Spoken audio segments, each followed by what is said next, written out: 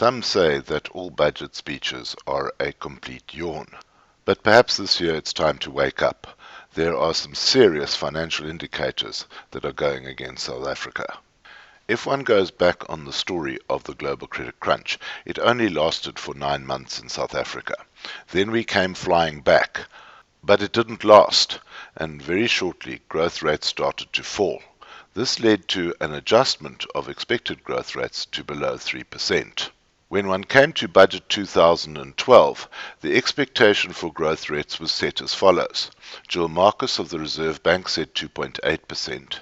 The IMF forecast 2.5% for South Africa, and Pravin Gordhan said, who's to fight with the ladies, let's make it 2.7%, with the expectation that real growth rates of above 4% would return by 2014. So, what we get is a position that South Africa is continuing to grow at between 2 and 3%. There is no expectation at this stage of a recession. In fact, this has been proved. One has found that South Africa only goes into recession when the Sharks win a trophy. Unfortunately, that hasn't happened recently. But when one looks forward, the growth rate of 3% or so is not enough to drive tax collections.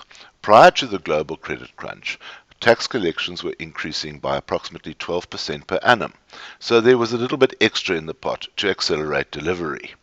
Post the global credit crunch, tax collections are now increasing by about 8% per annum, and that's not enough to drive the bus.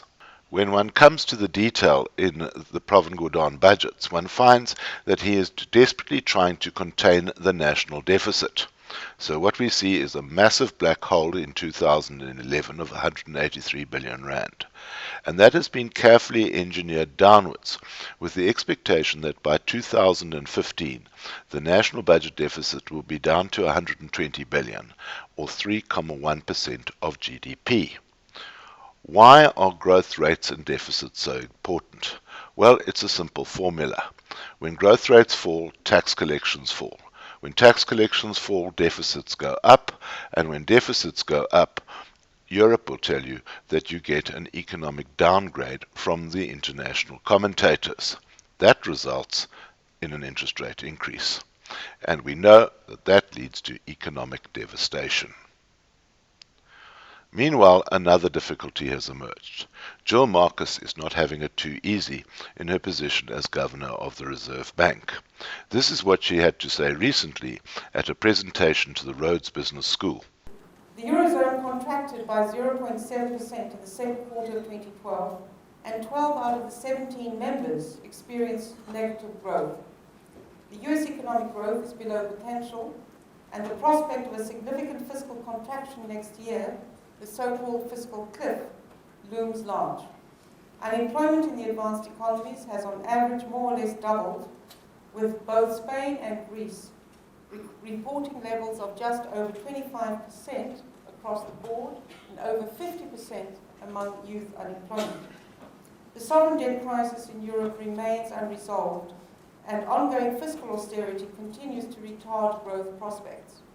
Compounding this bleak outlook in the advanced economies, and in the Eurozone in particular, is a banking sector under stress, characterized by shrinking lending or deleveraging as they adjust to new regulatory requirements amid increasing reluctance to lend outside their own countries.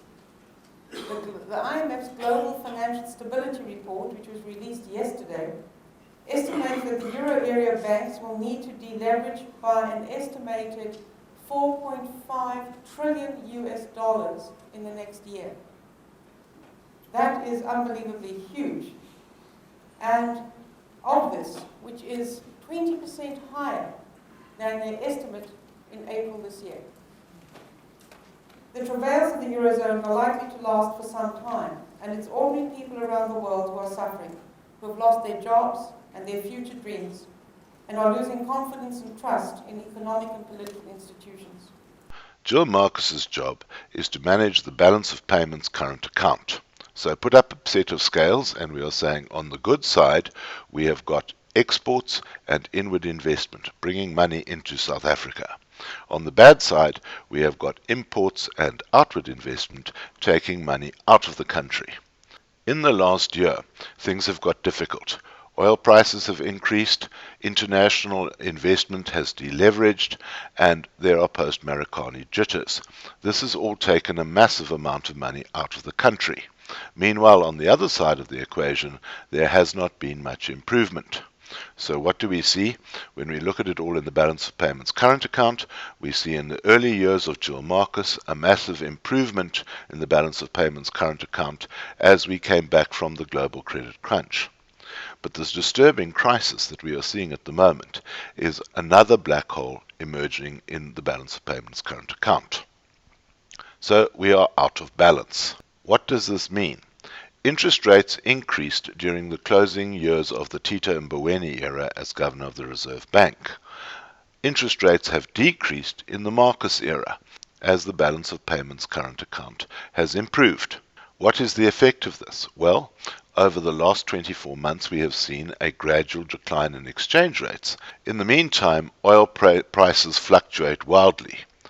Earlier this year, we thought things were okay when the oil prices dipped below $100 a barrel, but now they're stubbornly above the $110 a barrel mark, and if this is coupled with the weakening in exchange rates, then we see that the oil price per barrel is now at a record high of around 1,000 rands a barrel.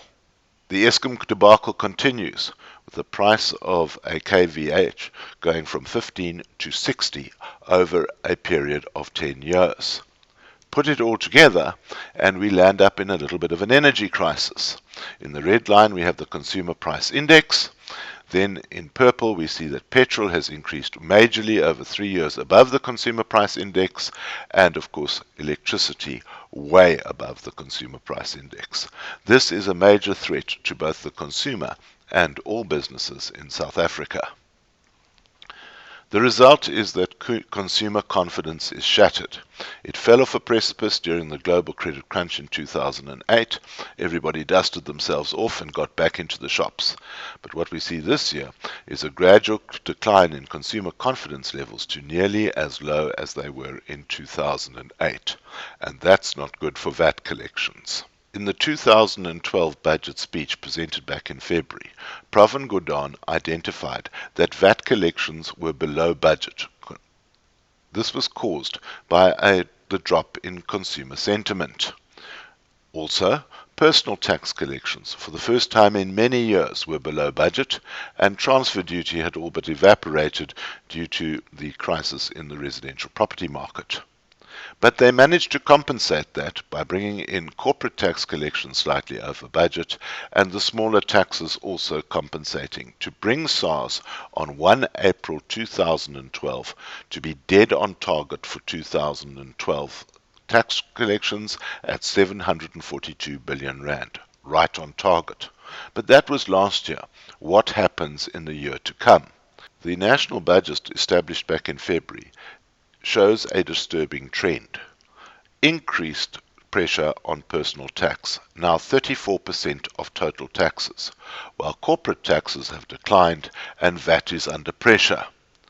Put it all together in a graph provided by SARS, they show personal tax collections, which were steadily increasing, leveling off, VAT in a recovery phase from the global credit crunch, and a dwindling corporate tax collection. There is little that personal tax collections can do to steady the ship. So, putting together a budget for 2013, they say, right, we need about an extra 100 billion rand. We will get 17 or so from company tax and the new dividend tax. Then we will go to the consumer and get a lot extra. We will take it in the form of fuel taxes, import duties and sin tax, increase in electricity levies, and increased VAT collections. Then we will visit the consumer again on their personal tax and claim an extra 33 billion rand. The big question to be put out in the medium-term budget framework speech is, can they sustain this?